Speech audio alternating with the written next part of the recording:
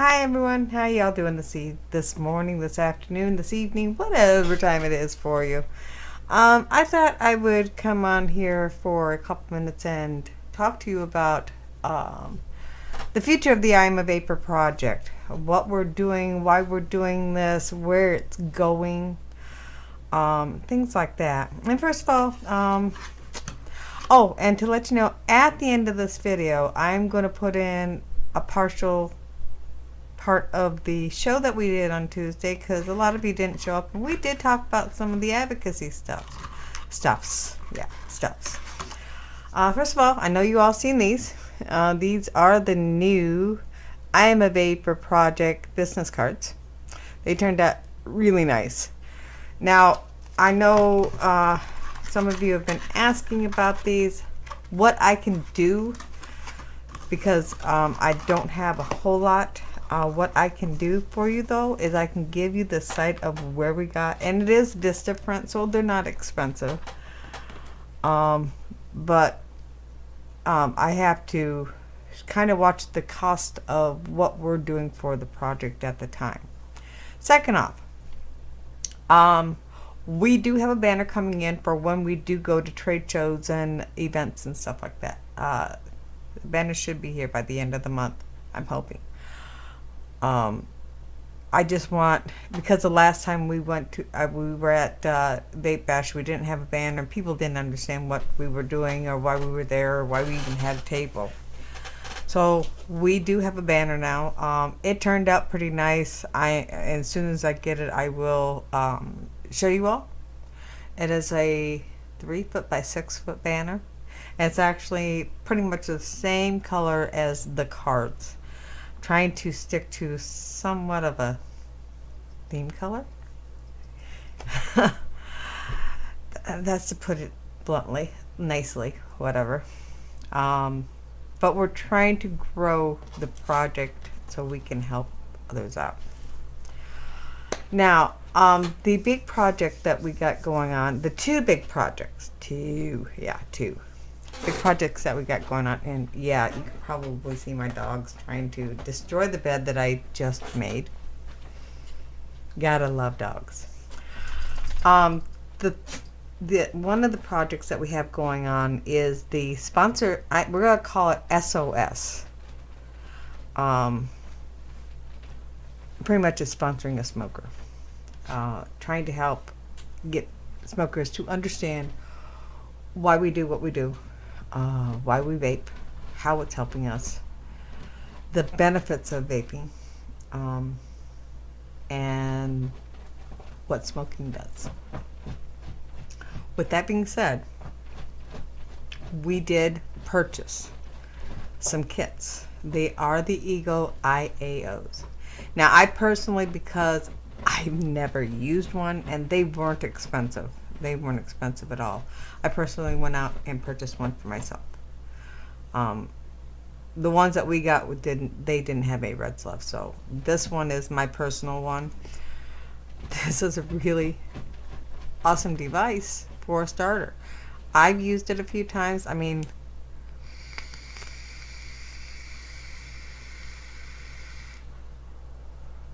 that's what you get off of it. I can use this for when I go to Cedar Point and all that, so this will work out really awesome.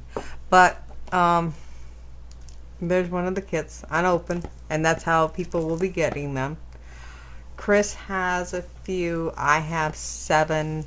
Brandon didn't want that many. I think he got 2, and James got 5 of them.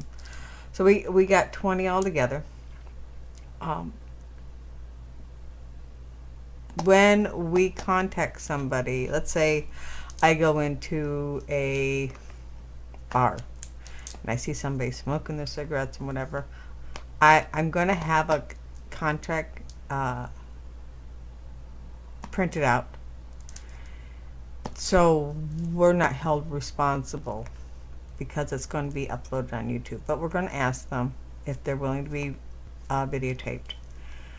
And if they are, they will receive one of these if they're so inclined. We will not force this vaping device on anybody. What we're trying to do is find people that are wanting to quit smoking but have not been able to, and either know of vaping or have not heard of vaping before in their lives. There's going to be a lot of questions asked. I don't know how long each video is going to be. I've given the other office members the account information so they can upload themselves to make it a little bit easier on us.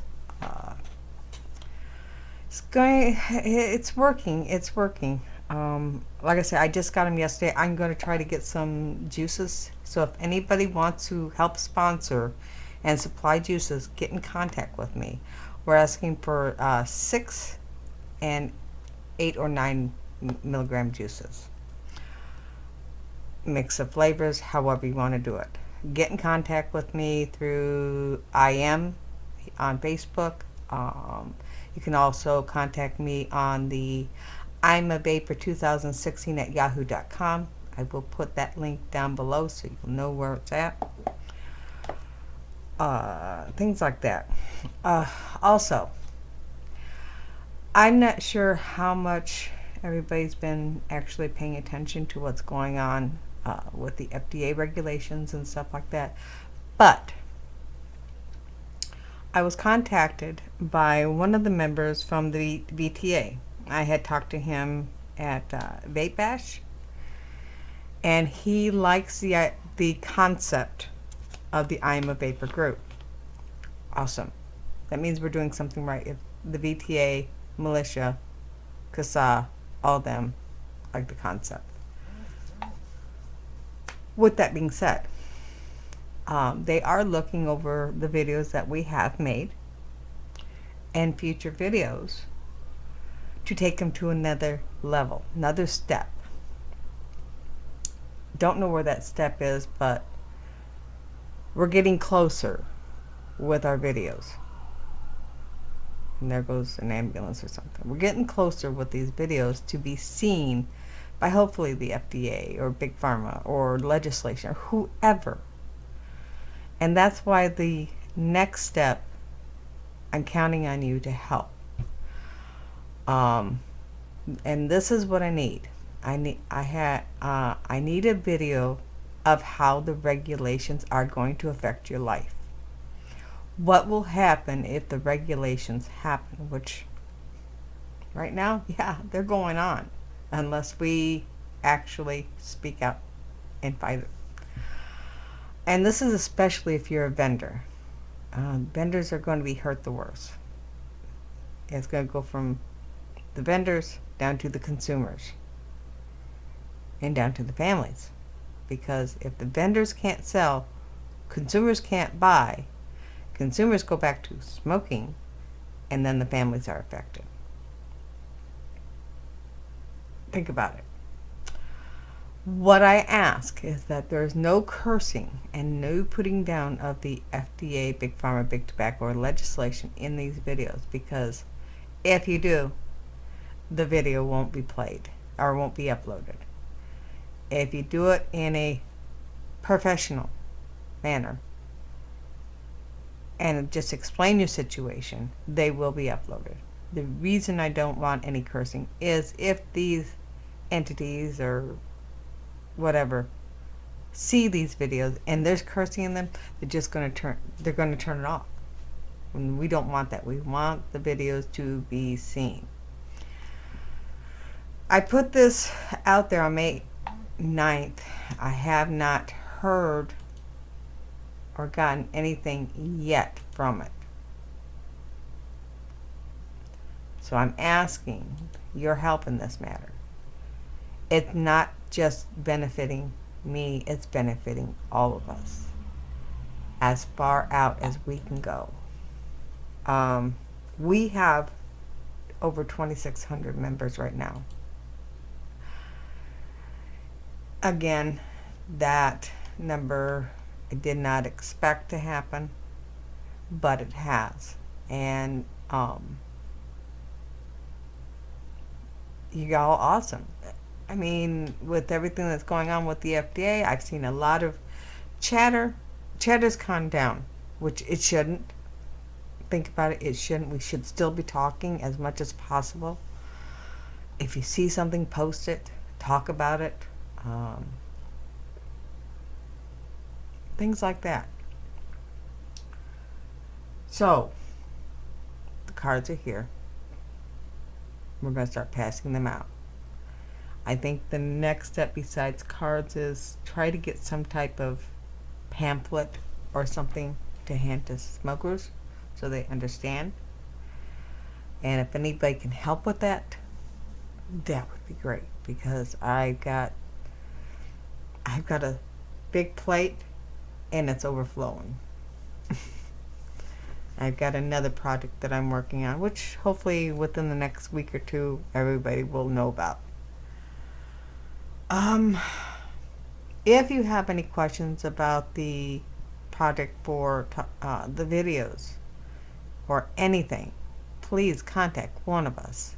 We will be happy to assist you in any way we can.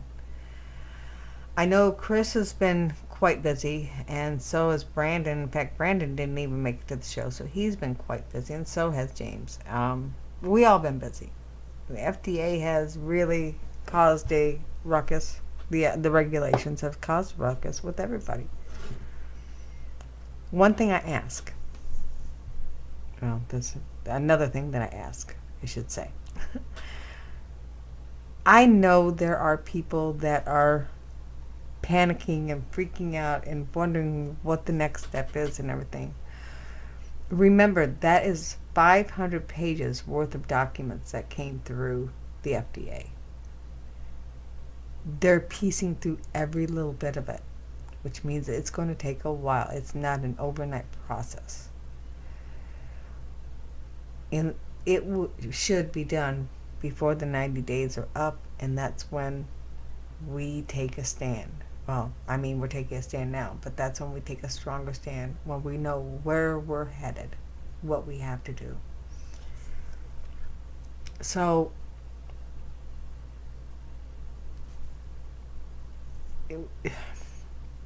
try to make sure you post the correct things, and if you do, great. If you find out that you're not sure about it, ask somebody. If you have to go to CASA, go to SAFADA, go to the militia. They will guide you better than I can. Better than I can. And try to make sure you donate to these organizations. And I put a link in for another donation that, I guess it's a donation site for not a petition, a rally by the militia. Actually gave it to me. Joe Barnett gave it to me to help get our word heard, get our words heard, what we're doing, why we're doing it.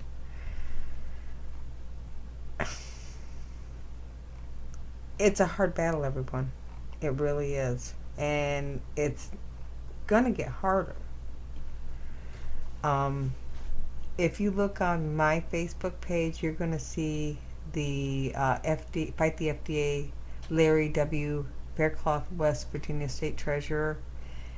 Let me read a little bit to you from Joe. It says, in the past, we have tried to reduce the number of petitions that are created and circulated within the vaping community, because usually they are not written or targeted in a necessary way. I am posting this petition now, but this one is targeted and written with a goal that may be achieved. This petition and attached message was authored by a vapor politician, Larry Faircloth of West Virginia, who feels he is a plan that can be successful. He is very passionate about the vaping and wants to help in the fight. Give the attached link a read and sign it. 100,000 signatures are needed for him to be able to move forward. So, sign it. If you can make a donation, help the Larry Fairchild out to do what he has to do. donate to CASA, donate to Savada, donate to whoever. It doesn't matter as long as we're donating to somebody that's going to help us. I'm going to leave you on this. Don't stop fighting. Keep the fight going. Keep standing up, speaking out, fight strong. We're not done. We will never be done. So on that note, I will talk to you later. Make sure you stay tuned because I am, like I say, after this message will be partial part of the show from Tuesday night. Thank you. Love you all. E-cigarettes that some people are the most steamed about, particularly the vapors. Many don't like the new restrictions, and some say it'll force them to return to smoking old-fashioned cigarettes. We're going to hear from a representative of the vaping industry in just a moment. But first, I spoke earlier with Jerry Voss, the supervising regulatory counselor at the FDA Center for Tobacco Products. I would say the most significant change is the prevention of youth access to these products. Before today, there was no federal law prohibiting retailers from selling e-cigarettes, hookah, cigars to people under 18, and this rule is going to change that. It really allows the FDA to take this and other steps to protect the health of American youth and deter their initiation by restricting access to these products. Was this a problem with youth accessing vaping? Absolutely. We are very concerned about the youth use of e-cigarettes. There was a recent survey that showed the increase in youth use of e-cigarettes has completely skyrocketed. For example, among high school students, there was an increase of over 900% from 2011 to 2015. Do we know that vaping is harmful to youth? We are very concerned about vaping, particularly among youth, particularly because nicotine is so highly addictive, whether it comes from an e-cigarette or anything else. And research has clearly demonstrated that exposure to nicotine at a young age increases the chance that kids will become addicted. So we're talking about high schoolers mainly. Are they the ones getting into vaping? Were they aware that this was something that they could get addicted to? This is actually a problem with middle school and high school students. We noted in 2015 that there were 3 million middle and high school students that were current e-cigarette users, and then high school boys smoked cigars also at the same rate as cigarettes.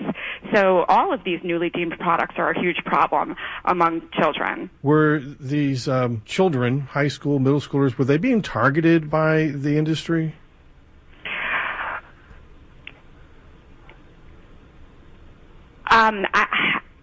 That's an excellent question, but I'm not going to speak about what they're targeting.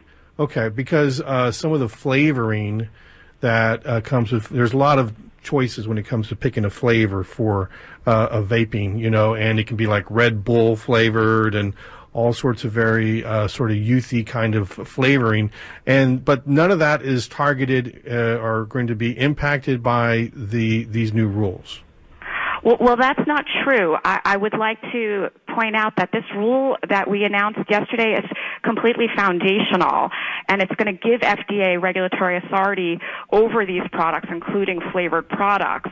And it's also important to remember that beginning on August 8th of this year, stores will be prohibited from selling tobacco products, including these flavored e-cigarettes or e-liquids to kids under 18.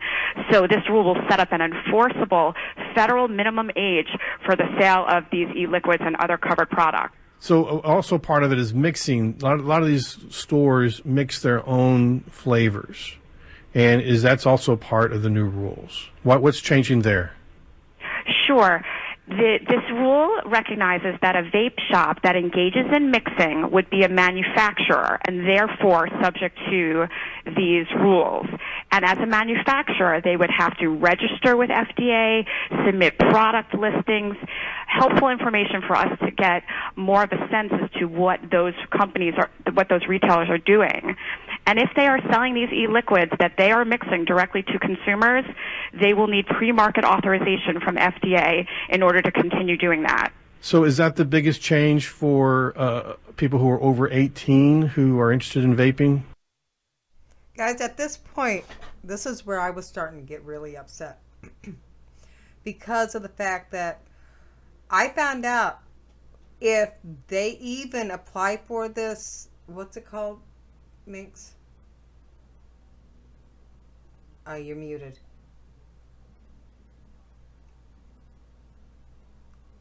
It's the pre-market application. Okay, the pre-market application. Even if they apply for this pre-market application, they can be refused and they would have to reapply. But what money they sent in for the first one, now this is my understanding, I could be wrong, but if they are refused, they have to pay again. I do not. They have to pay again to apply again. I'm not wrong.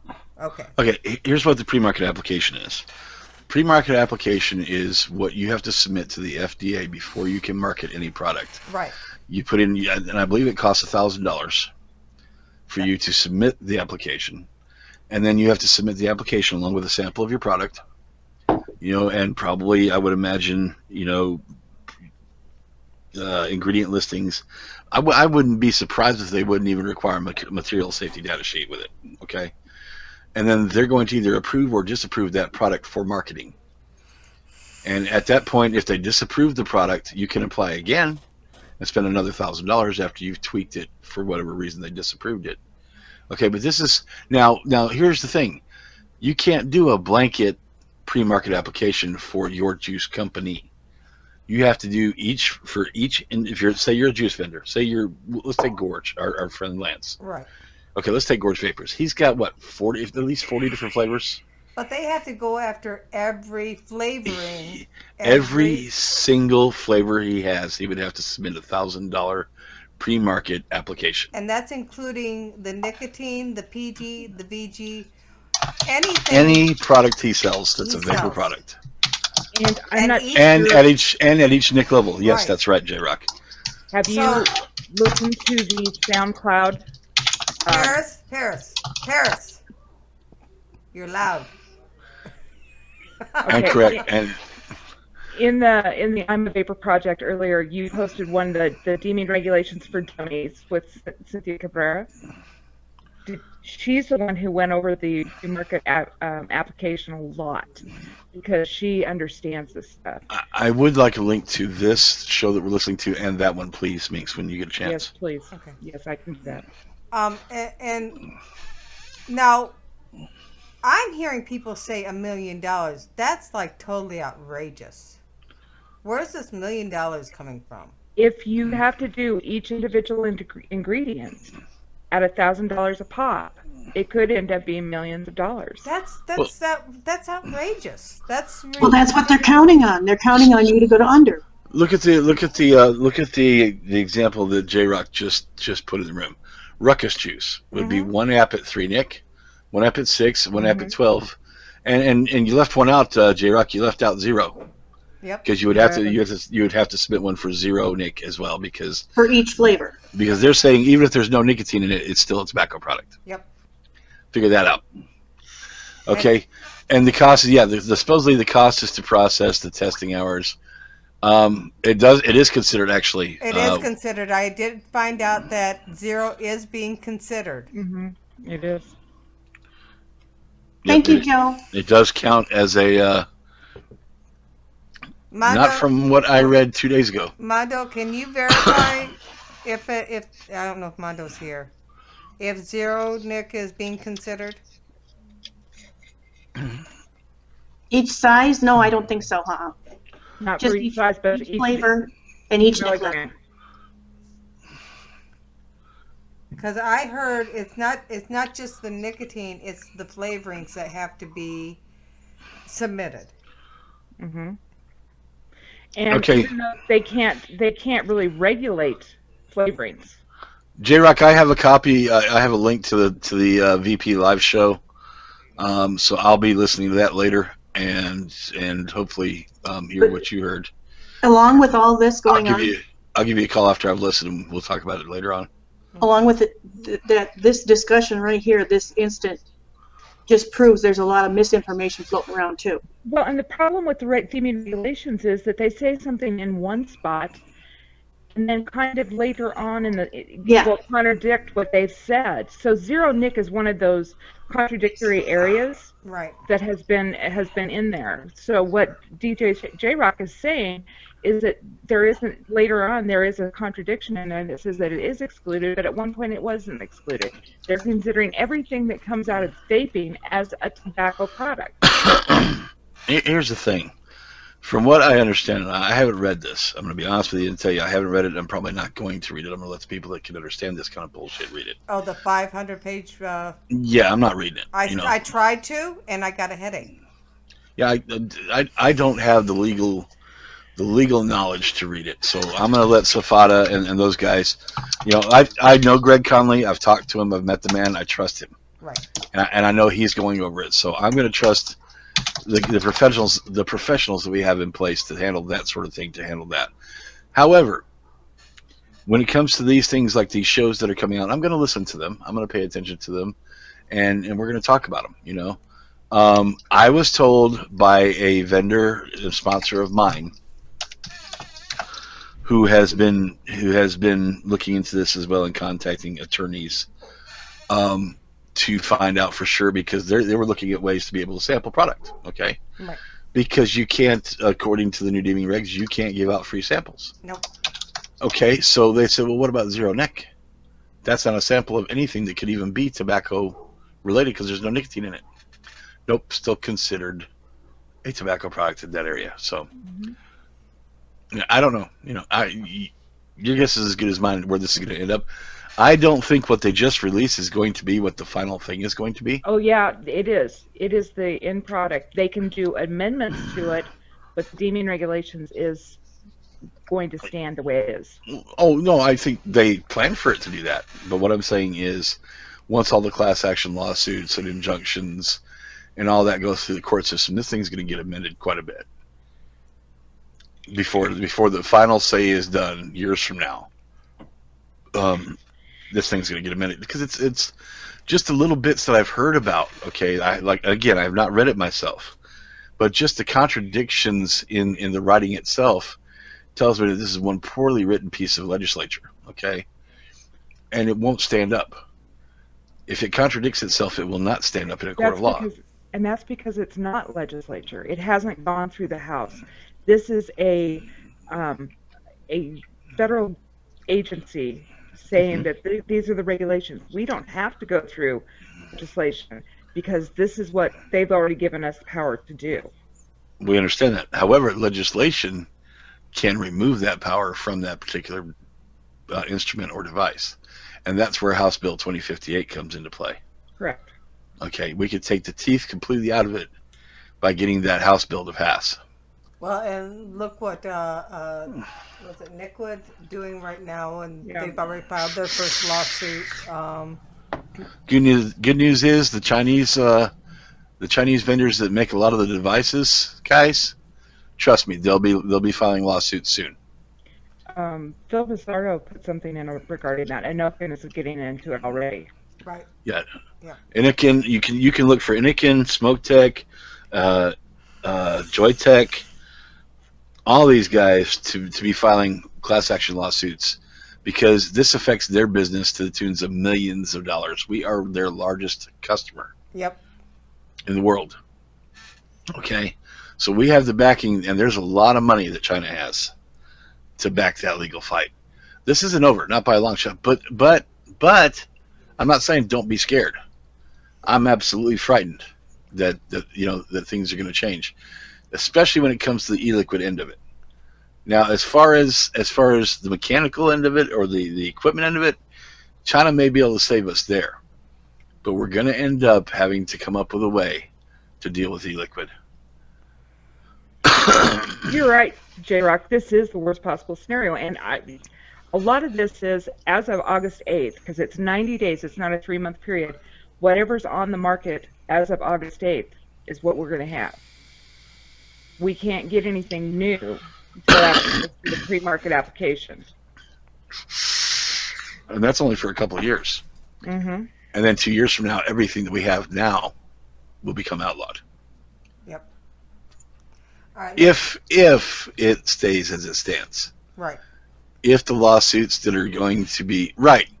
But here's what 2058 does, back Teddy. Okay, HR 2058 takes the grandfather date from 2007 and moves it to May 10th of 2016.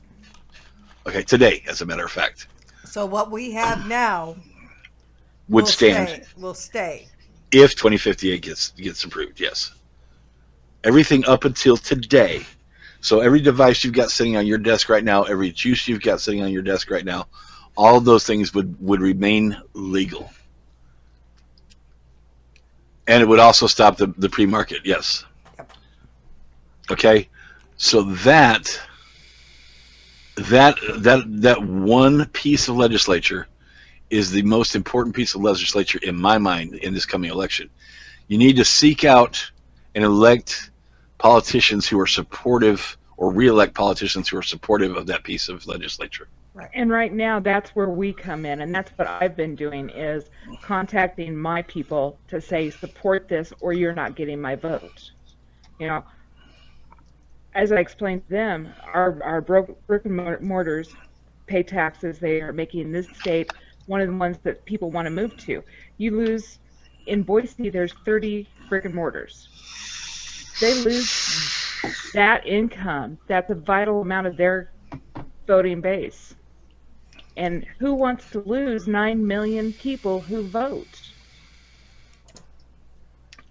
You know what they don't realize is we are 32% of the voting public. Mm-hmm. Did anybody answer Dunat's question? I'm not, and I'm trying to think of what, I'm not sure how it's going to affect things being brought from the states into the states from Canada and international. That is a great question. I would say probably it will stop it completely, unless you follow the United States' approval process, because the regulations regulate the marketing of this particular product in the United States. But what I can see happening is that from Canada and international, as long as it doesn't say that it's a vape product, that's where the black market's going to come from. It Stuff being sold, Betty. Well, They, I don't know, Marcia. They can, yeah. They're let them try to take my stuff. Well, that's what I said. You know, they'll pry it out of my cold dead fingers. But yeah, they can. Everything we have becomes against the law. That means against the law to own it, even possibly.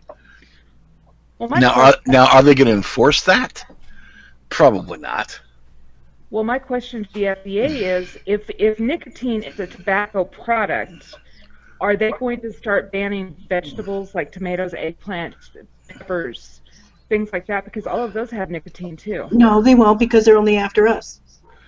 And I have to agree with Paris because of the fact of, okay, I'm going to bring this up. Are they doing this with cigarettes? With traditional cigarettes? No, because they want us. They want our money. They don't want us there because they're losing money on taxes. They're losing money on the Chantix and the Nicoderm and whatever. They're losing money on that. They don't want us to continue. And Here's the bottom line. What it really affects, what it all boils down to, is the master settlement agreement. Okay, this is why we are becoming outlawed, because the states and the federal government made a deal with Big Tobacco back, I'm not sure exactly what year it was, but when all of a sudden the price of cigarettes jumped one year, okay, y'all remember that, and there was this sin tax that came out. Yep. Okay, this is when they made the master settlement agreement. Okay, now the master settlement agreement, what this does is they paid a lump sum to the federal government and to all the states that signed up at that time, and which was most of the states in the United States. There's very few that didn't. I think 13 of them maybe that didn't. Right. Okay, so this master settlement agreement also carried with it a percentage of their profit from that point forward every single year. These states have now spent that money and budgeted for that money, planning on having that money from Big Tobacco. Then vaping comes out about 6 years ago and gets real popular. Well, it came out before that, but starts getting popular about 6 years ago. okay? And big tobacco starts losing money because people start quitting Thanks, and they're Matt switching Daddy. to vaping. Okay, and over the last 6 years, vaping started out 6 years ago. Well, let's start when I first started vaping. Okay, 2013. In 2013, vaping was a $2 billion a year industry. In 2014, it was a $4 billion a year industry. Right. In 2015, it was an $8 billion a year industry. This year, it's predicted to be a $16 billion a year industry. Right. People are quitting smoking by the hundreds of thousands every year.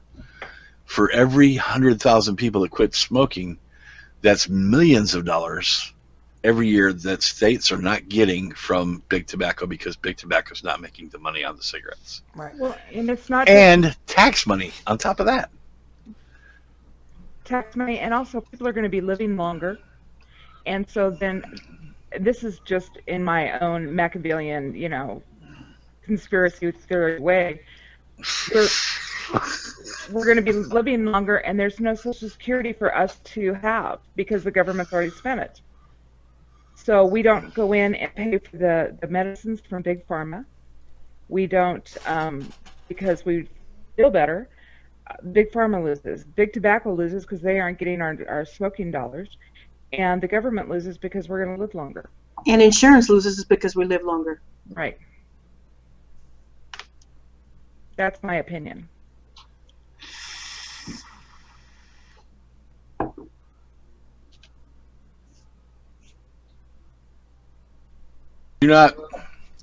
That's an outright fucking lie, because if they work closely with people with other regulatory groups around the world, they would know that the government in the United Kingdom recently said that this is the best thing for quitting smoking to happen in years. Yep. Royal College of Physicians, and Greg Conley mentioned that in his interview. Yeah, let me finish the interview so we all can Yeah. further into the interview. I would like to hear it, yeah. Okay. Okay, muting. Muting. For folks that are over 18 that are interested in vaping, they will still have access to the same products for at least the next 2 years as manufacturers and, in this instance, vape shops get their appropriate applications into FDA, and then FDA will have an additional year while they review those particular applications. Now, some of the people that are behind the vaping, the industry, they're saying that there are a lot of requirements that the producers of cigars and e-cigarettes, they have to register with the FDA and provide all this accounting information, ingredients, and disclose their manufacturing process and scientific data. They're saying that this is so onerous that this is going to drive them out of the business. It's important to remember that we're talking about products that kill people. These are products that contain nicotine that is highly addictive, whether it comes from an e-cigarette, hookah, cigarette, cigar, with research showing that the brain is still developing, particularly for adolescents. We need to be particularly careful about this vulnerable time for them. While there are costs associated with with being regulated, this is for a potentially very addictive and a dangerous product.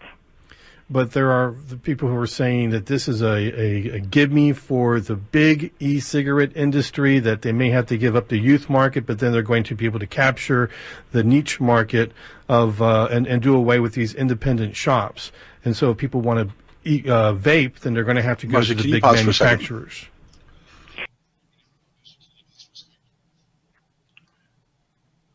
Yeah, I'm sorry to interrupt this, but I want to make a point real quick. I'm sorry to interrupt this, but I want to make a point. Okay, these guys are talking about how highly addictive this nicotine is and how highly addictive vaping can be. Mm-hmm. Okay, I've been vaping. My 3-year vape anniversary, by the way, my 1,000 days was 9 days ago. J-Rock, you missed it. But anyway, but they're talking about how addictive vaping is. Okay. When I first started vaping, I was dripping 18 milligram.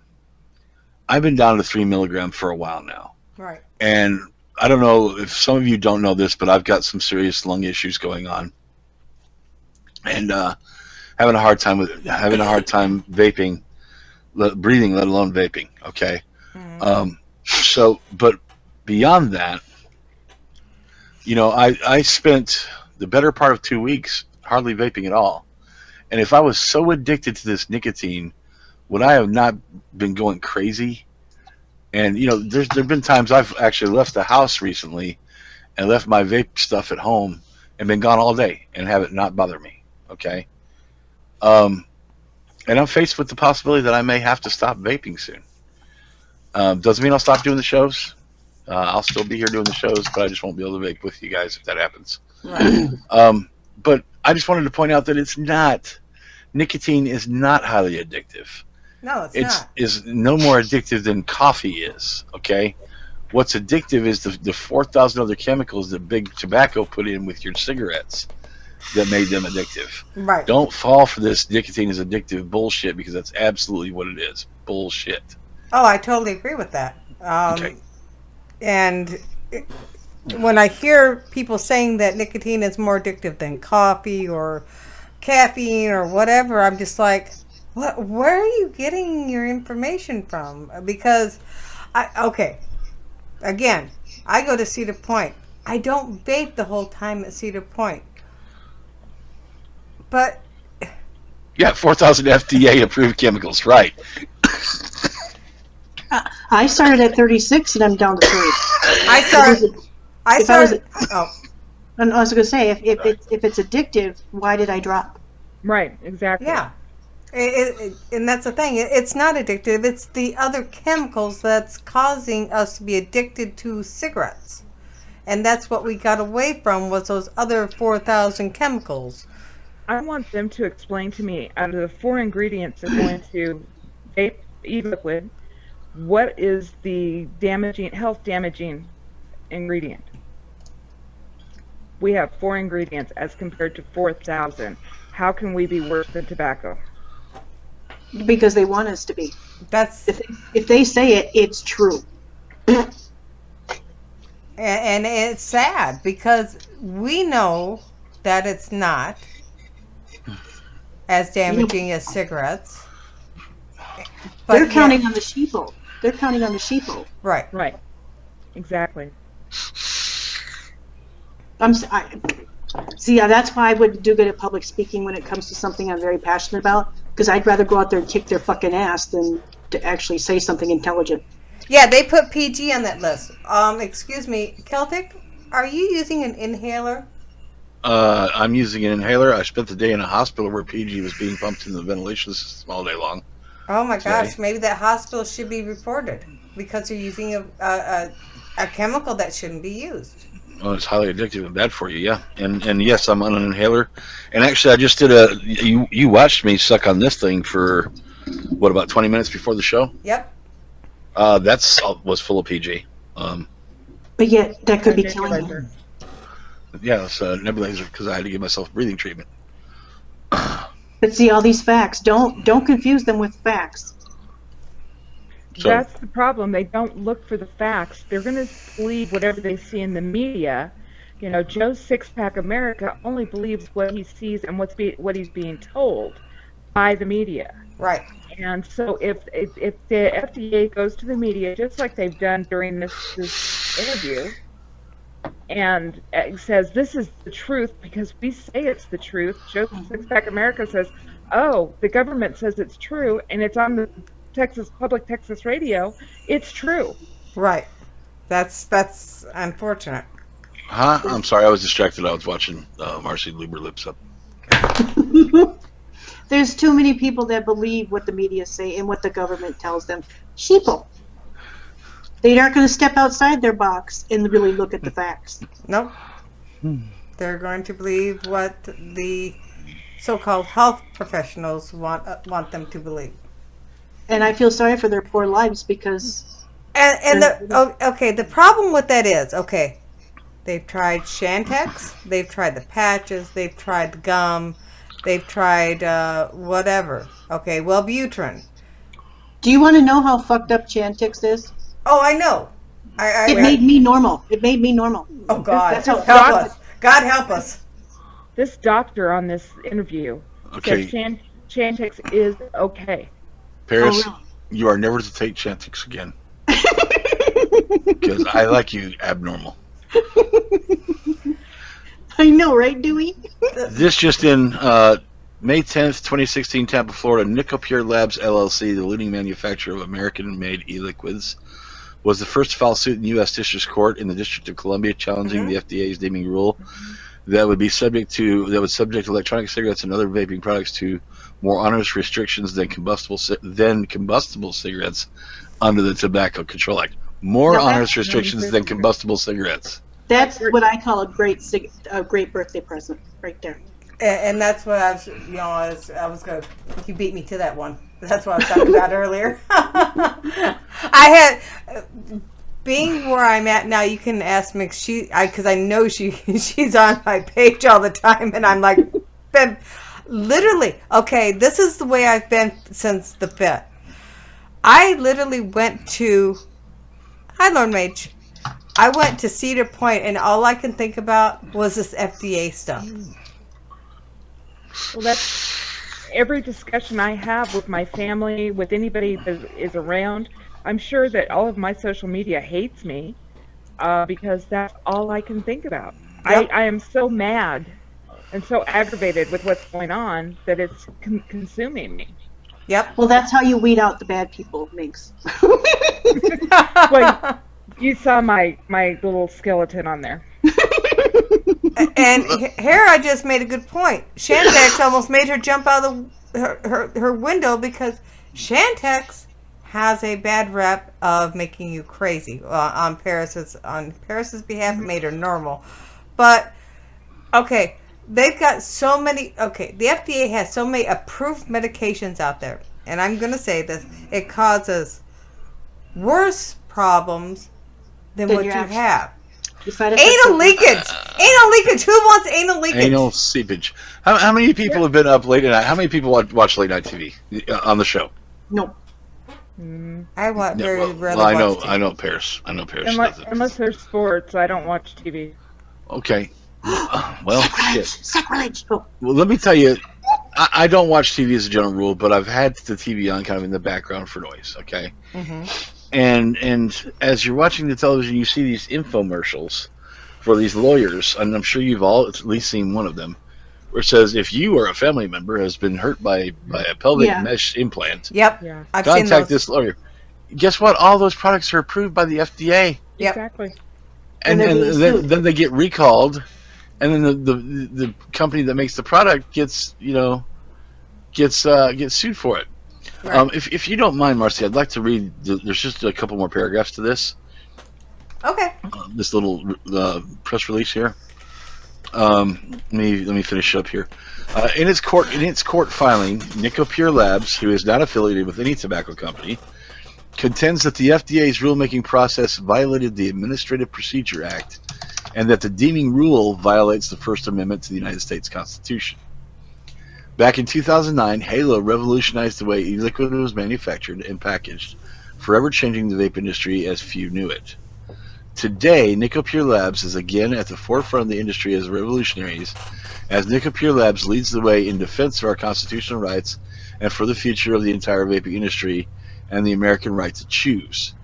Through one voice, Nicopure Labs has taken a stand to ensure the voices of all vapors are heard and the vapors are treated fairly and not with a single stroke of a broad brush by the FDA, said Jeff Stamler, CEO and co-founder of Nicopure Labs. We fully support reasonable regulations that protects consumers and accomplishes the public health priority to reduce the grave harm caused by the conventional cigarette smoking, and allows businesses to survive and innovate for a greater public health vision of our society as a whole. Jason Del Giudice, CTO and co-founder, declared, we are committed to responsible manufacturing based on superior product standards and stringent quality requirements. The FDA's rule does not protect the consumer from low-quality products. Instead, it places a disproportionate and unjustified regulatory burden on compliant companies such as ourselves, who are determined to drive the industry to the highest standards of quality and innovation. Today, we turn to the justice system to protect our rights and the rights of our customers, because we believe in its fairness, added Nicopure Labs General Counsel and Chief Compliance Officer Patricia Kovacevic. The government's role is not to regulate for the sake of regulation, Regulation must be based on sound science and robust procedure, and it must accomplish certain public health goals. And there's one more paragraph, but it's just all about Nick here. But so there you go. They filed the first shot. Yep. So hopefully we'll get some others to go along with them. I hope so. 'Cause Well, if we post that all over Facebook, you can bet that some are going to jump on the bandwagon. oh, I've been posting everything. In fact, I'm Me about to too. share it on my Facebook. Can you link that for me, Lord Celtic? I can link it. I'll put the link in the room actually for this. Let me get back to it. Yeah, also, if you go to the I'm a Vaper page, I've got all sorts of links in there. And, besides contacting your senators and your representatives, contact your attorney general. There you go, guys. Down at the bottom are links to share this post, and I'm gonna also put it on my Twitter. All right, let's get back to the Sorry thing. to interrupt. No, you're fine. You're fine. We'll probably do some more interruptions. Minx, if we You're go fine. over, are we okay? We're good. Okay.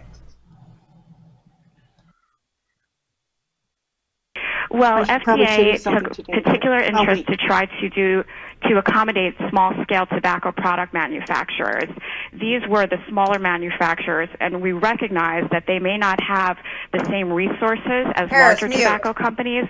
So we did include some targeted relief in the rule that would hopefully help them do the same type of work that they had been doing in the past.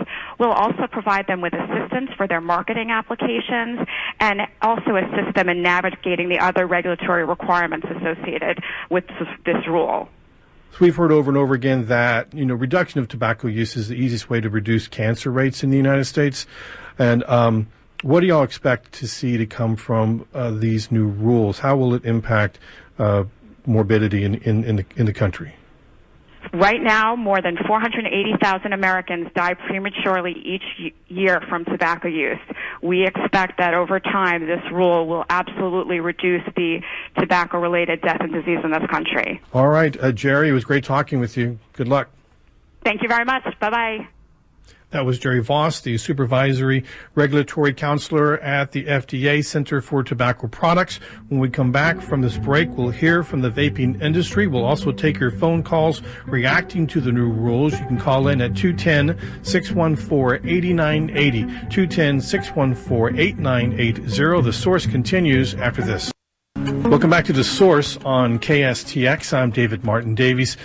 E-cigarettes are a tobacco product and will be regulated by the federal government like old-fashioned cigarettes. That's the rule that came down last week from the Food and Drug Administration.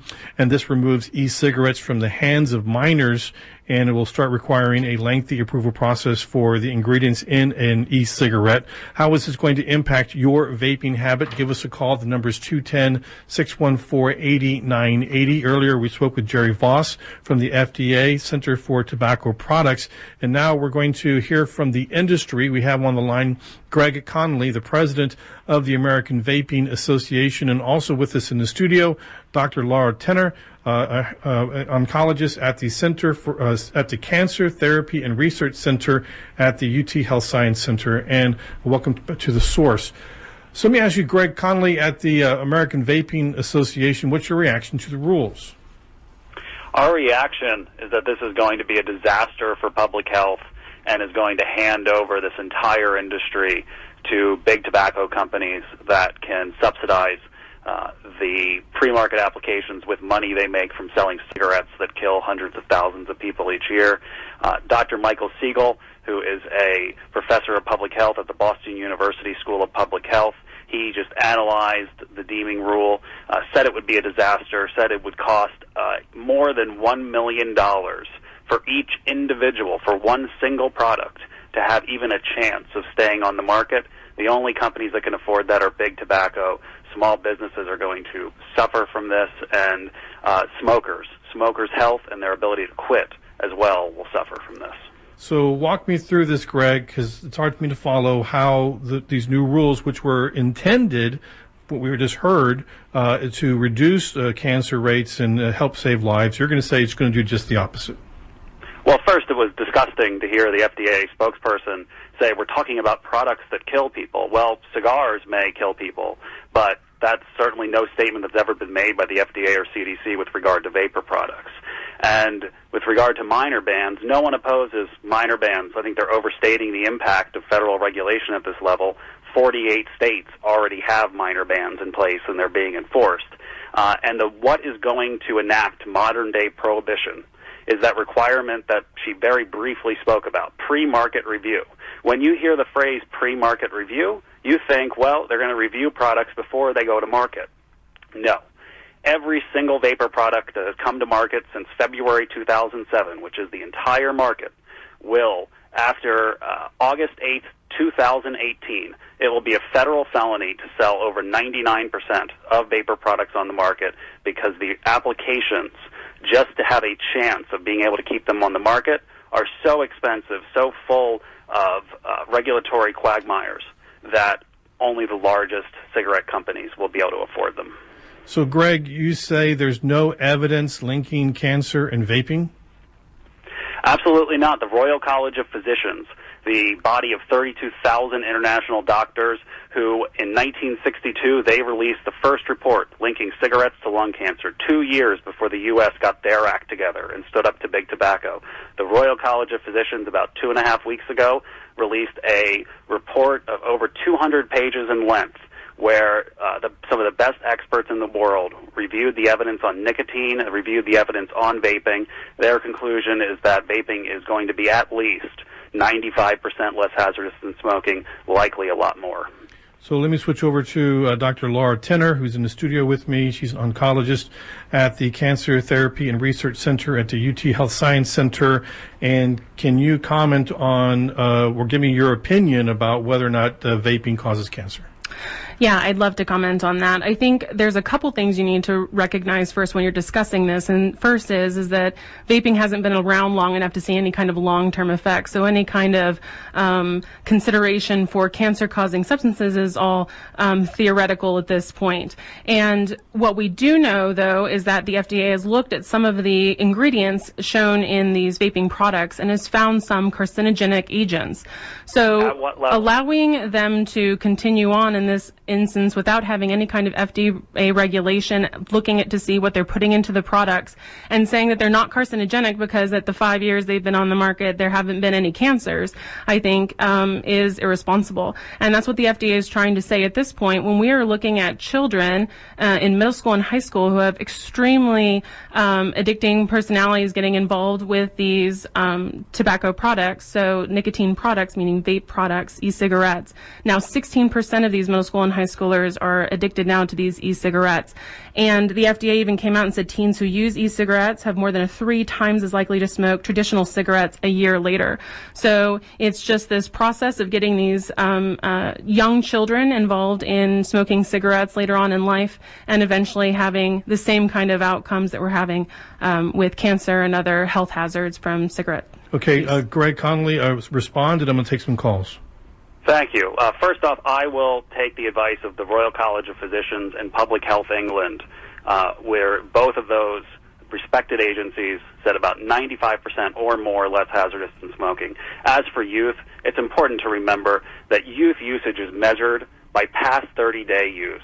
CDC surveys have shown that about 1 in 6 of that 16% that have used them in the past 30 days actually use them 20-plus days of the month. About half of youth who have used a vapor product in the past 30 days use them 1 or 2 days a month. And as for nicotine usage, the 2014 Monitoring the Future survey actually asked thousands of students, the last time you vaped, what did you vape? About 25% or less said they used nicotine. 60% answered no nicotine in the product that they used the last time they vaped. In a perfect world, no youth would inhale anything, no smoke, no vape, whether or not it contains nicotine, but the people who are ideologically opposed to vaping products, they are misrepresenting the evidence and trying to, in their attempt to lobby for what is going to end up being a new prohibition. So a quick question, because I don't vape, I don't understand the nuances here. So you can vape and you can take a product that has no nicotine in it. You're just smoking like a vapor? like water? Correct. You're just getting a flavor in an aerosol. So the e-liquid that you purchase at a store, it is propylene glycol and/or vegetable glycerin, flavorings, water, and optional nicotine.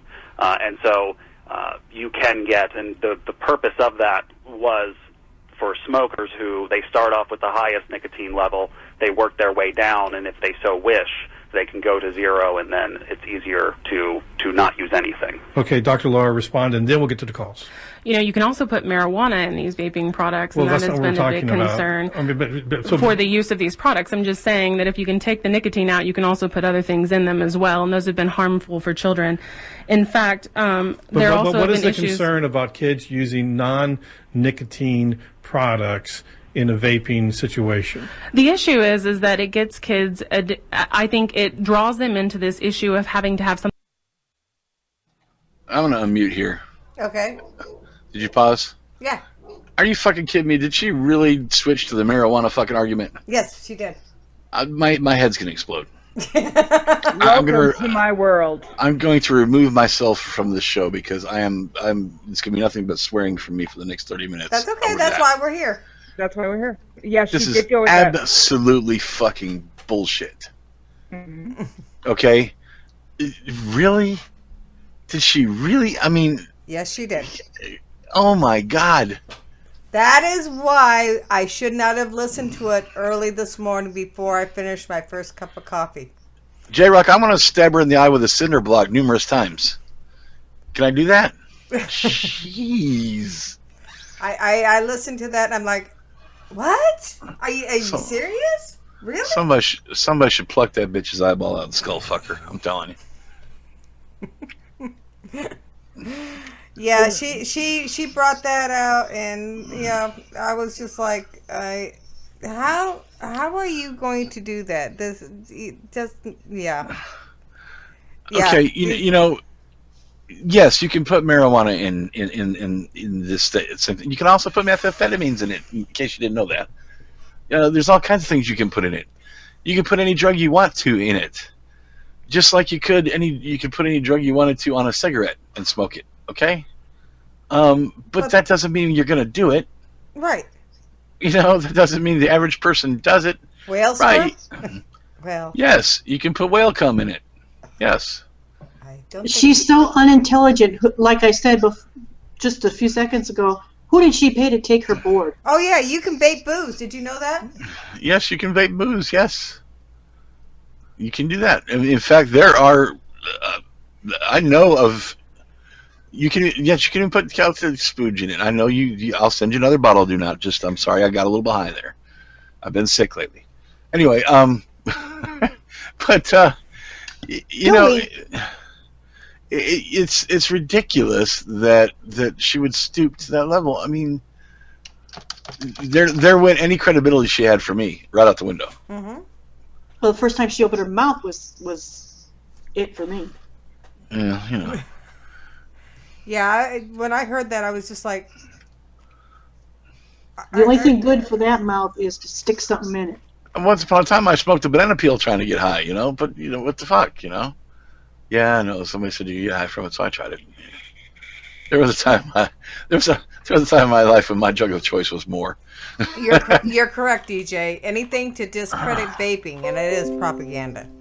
Propaganda. We used to take aspirin with Coke thinking that, We used to take Coke with aspirin thinking we wouldn't have a headache later on when we came down. Oh, sorry. Not that kind of Coke. Oh, my bad. Hi. And here's the problem, though, is she's a doctor, and she should know exactly what she's talking about, and that's what people trust. Right. Exactly. That's why I question who took her board exams. It's funny. I've been dealing with a lot of doctors lately, and there have been a few of them that have been absolutely against vaping. Mm-hmm. There have been a few of them that, and I've been able to actually debunk everything they've said to me, which has kind of been cool and fun. Right. Because I've had, because of the knowledge that I have from doing what we do. And then I've got doctors like my cardiologist, who is one of the more renowned cardiologists in the Southeast, who is absolutely for my vaping. In fact, has asked me to please vape in his waiting room so that the other heart patients of his that smoke will get the idea and quit smoking and switch to vaping. Right. He says that since I quit smoking and started vaping, not only has my heart health gotten better, I went from having a heart that, quite frankly, he was worried about whether or not I would actually live if I felt the symptoms of another heart attack, whether they would be able to get to me in time. Okay. Right. To my last EKG that I had, the last visit. In fact, I got another checkup coming up next month. 6 months ago was the EKG of a 20-year-old. In just 3 years' time, or two and a half years' time. Right. Okay. So, I'm just saying. All right. So anyway, I'm sorry to interrupt again, but I just. Oh no, that's fine. I'm perfectly fine with that. I had to vent. Back to the show. Welcome to my world. This is what I've been for 2 days. All right. Just 2 days? Well, since I listened to this interview, it's been going on in my mind. Okay. It's on an eternal loop. It's on a loop. Oh, I use that anecdotal evidence. It's in the evidence all the time, Lord Mage, with these other medical professionals I deal with. Anyway, on with the show. All right. Mute this time, Paris. Something to smoke, right? So looking cool, having the vape, it's a very easy switch to putting nicotine into these products, and nicotine is one of the most addictive substances we But have haven't they moving also forward. found that some of the products that were advertised as non-nicotine juices were also containing nicotine in small doses? They have, and that's the issue with things not being regulated, is we actually don't know what's exactly in them. Okay, now to the calls. Rob is on the line. Hi, Rob. Welcome to The Source. You're on the air. Yes, I was in the C-suite of the American Cancer Society for 12 years, and I'm not speaking for the society. In fact, I disagree with the society's position on this issue.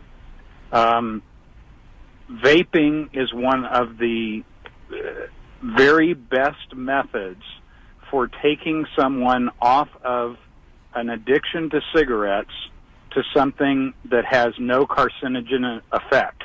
Nicotine is not a carcinogen. And the doctor is right, nicotine is addictive, but it is not a carcinogen. And I have an example of a 62-year-old friend who was smoking since he was 12 years old, and the only thing after hypnosis, acupuncture, and nicotine patches, the only thing that got him off of smoking cigarettes, which have carcinogen effects, was vaping. And vaping is for the FDA, for organizations like the American Cancer Society, to say that vaping is dangerous is ridiculous. It is the best way for people to get off of cigarettes that are currently addicted. Okay, Rob, thank you for the call. Appreciate that. Quick comment, Doctor, then to Greg. Yeah, I think we need to be clear that the FDA is not getting rid of vaping. The FDA is going to start regulating vaping, and they want to actually make sure that the things that are going into these products are actually what their intended use is for. The other thing is you have to recognize when you're trying to get someone off of cigarettes, you actually want to, for example, we use patches or gum. We take the nicotine dose and we try and decrease that dose over time to eventually get them off of these things. We're noticing, though, that with vaping, people are actually getting addicted now to the vaping and continuing to move forward with vaping. One thing that you're right. Did you hear what she just said? Patches and gum. How many people have been successful with patches and gum? I can reach up back here behind me and get you a big box of leftover gum from my attempt to do that right before I started vaping. Correct. There is a, what was it? What did I hear? A 95% failure on patches and gum and Chantix and Wellbutrin. If anybody would like them, I'll sell it to them for like $10. I paid $30 for it. When I had my youngest daughter, they put the patch on me. I wanted a cigarette so freaking bad. It was unreal. It did not work. I have 2 bottles of lozenges and gum and patches, and Chantix around here. Does anybody want it? Yeah, the patches. Going with what Marcy said, the patches. When they gave me the patches, I'd slap the patch on, jump in my plumbing truck, leave the house, stop at the convenience store down the street, and grab a pack of smokes. See, they don't. It's like they don't understand the reason why the e-cigarettes are working for us. It's not actually the addiction, it's the hand to mouth. But to hear her say it, because we are still vaping, we're not actually quitting the habit. Right. We become addicted to vaping. So she has now made this into a new addiction where it's more of and it is the hand to mouth for me, but it's something that I like because it keeps me calm. Right. But when I heard her say that, I was just like... I don't do it because I'm addicted to it. I do it because I enjoy it. I love the flavor. Mm-hmm. Yeah. I mean, right now, if I wanted to, I could probably go to Zero Nick, and I have vape Zero Nick. I could go to Zero. I don't have a problem with that. For them to say, it's frustrating. Just listening to her was frustrating to me this morning. But you know what? They know what they're spewing is shit. They know it. Yep. But they're all for the big addiction. Hold on a second, I can't pass up on this. Hey, Llama. Hey, Llama, I don't want to see your Vapor's thong. Okay? And what does this thong have on it, hon? Is it a banana habit? I'll look. Sorry, brother, I couldn't resist. Oh no, that's a tongue, not a thong. He meant tongue, not thong. Darn it! I was hoping for a thong, damn it. Ruined my whole night. I know. I'm going to bed. Bye. No. Yes, it's my birthday. I get to see a thong, damn it. I don't have any. I'm feeling a little better, Llama. Thank you for asking. I couldn't resist, buddy. Sorry. I saw that. I was like, okay, I can't pass this one up. It's too good. All right, I thought I'd let it slide, but let's get back to the thing. The thing. All right.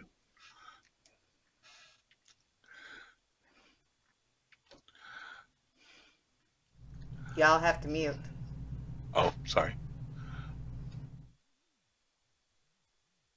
Nicotine does not necessarily cause any kind of cancer. There's no data to support that, but nicotine does paralyze your cilia in your lung. And so cilia are one of the body's way of being able to protect their lung from things that we inhale that we shouldn't be having in our lung, which is why when cigarette smokers go to sleep and they wake up in the morning, they've got that horrible cough because their cilia are starting to work and they're starting to clear the lung out. So there could be long-term implications for a lot of these things, especially with vaping, with nicotine being in the system. There's also cardiovascular effects that nicotine has in terms of causing complications with increasing blood pressure and other things. So I think you can't say that it's completely healthy either. It's not a benign substance. So, Greg Conley, will people turn to the internet, you think, to get this product? First off, thank you very much to the good person, formerly of the Cancer Society, for his honesty. Yes, there will be a gigantic black market for these products. U.S. News and World Report just wrote up an excellent article on what the black market would look like. Today, you can go online and you can purchase about 7 years worth of nicotine that you would later dilute yourself. You can purchase 7 years worth of it for a vapor for $50, $60. When you take away people's right, people's ability to access a far, far less hazardous product that is an alternative to deadly cigarettes that are freely available and freely legal, people will disregard the law. And as for some of the claims made by the good doctor, I think it's important for listeners to know that the patch, the gum, at 6 to 12 months, 95% failure rate. And nicotine itself, There are some minor effects, but nicotine disconnected from smoke is going to end up being far, far less hazardous than smoking. There's no disagreement in the scientific community about that. So please, if you're a smoker, don't be fooled into thinking that if you don't get off nicotine immediately, there is some bad health impact that's going to be had by you if you're a smoker. Okay, back to the phones with Ed. Ed, hi. Welcome to The Source. You're on the air. Hi, thank you. My understanding is that caffeine has the same risk profile as nicotine, and there's the same amount of evidence as far as the developing brain that has been put out for caffeine by the medical community. But my question really relates to Chantix, which is a pharmacological thing that is prescribed, and it has a black box warning. And that drug is being prescribed to 18-year-olds, 19-year-olds, and the reason why there's a black box warning is because there's been over 600 documented suicides and negative effects, very similar to an SSRI, where it gives suicidal feelings and actions. And I'm wondering if the medical community now, when there's alternatives such as vaping and other nicotine products that have been legalized, such as an inhaler, that they will support the black box warning and agree that there are as good alternatives out there and remove that product from the market. So is caffeine similar to nicotine? No, caffeine is nowhere addicting as nicotine is. Nicotine actually changes the way that your body responds in your reward center. So it actually makes you have a euphoria when you take it. You feel much, much better. And then when you're off of it, you have this hunger or need to get back onto nicotine. You don't have that similar effect with caffeine. As far as drugs like Chantix, they've actually helped a lot of people get off of cigarette smoking. There is that risk, though, with giving them to people with depression. And so you want to be very careful for whom you give that drug to, and that's what we do in medicine, is trying to evaluate people's risks and benefits to different types of medications. Giving something, though, like e-cigs without any kind of regulation, without any kind of anybody following what's going on, you're just glutton for punishment, because you're going to have all of these adverse effects that nobody is following up with. All right, that's Dr. Laura Tenner. She's a hematologist oncologist at the Cancer Therapy and Research Center at the UT Health Science Center. Also with us is Greg Connolly, president of the American Vaping Association. He says vaping is not that bad for you, and we're going to continue covering this as the situation develops. This is The Source on KSTX. And that was the end of that. So you can see what's going on. I'm getting backbeat from somebody. Even with all my interruptions, we didn't go over. No, we didn't. I half expected to go over, but that's fine. That's fine. Because like I said, they know what they're saying is bullshit. Mm-hmm. They know it, but they're doing it for the money. Yep, follow the money. That's exactly what it is. I mean, and welcome, hey, mommy. Actually, Angel, there was somebody out there that was vaping caffeine. They do a year or so ago. There were some juice companies that were putting caffeine in their juice. I don't know if they are not anymore, but there are companies out there that are putting caffeine in juice, that are putting vitamins in juice. Yep. They're putting a product called what the hell is that stuff called? PBH. No, not that. The Turling? Kratom, which is melatonin. Yeah, that's another one. Kratom, which is actually a product similar to marijuana that's been banned in the country that it actually grows in. So, of course. CBD liquids, THC, in the places where that's legal. So, I mean, as with anything else, where there is no regulation, you're going to get stuff like that happening. I'm not against regulation, but it's when they start charging you for it. Well, I'm not against regulation per se either, but I think that the regulation should be realistic. It should be reasonable, and I think it should be handled at the local level by, say, like the local health department. Right. Is where that should be enforced.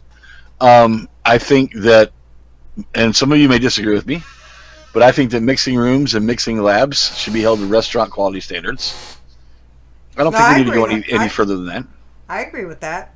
I think if you hold it to a restaurant standard, I think that's going to be clean enough for what we do. And to be inspected every so often. Yeah. They need to be inspected regularly, just like the restaurants are by the health department. You know, we can call the FDA. I don't know if anybody knew that. They have opened a hotline for that. Do you have the number for that? I do. Well, I do have the number. Because otherwise, the only place it's going to hurt them though is in the wallet.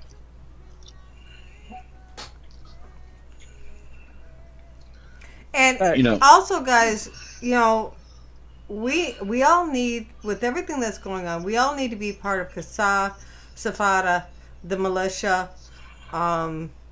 AVA, not blowing smoke. We all need to be a part of this to know where this is going, how we are going to be able to win this battle, win this war. Thank you, Minx.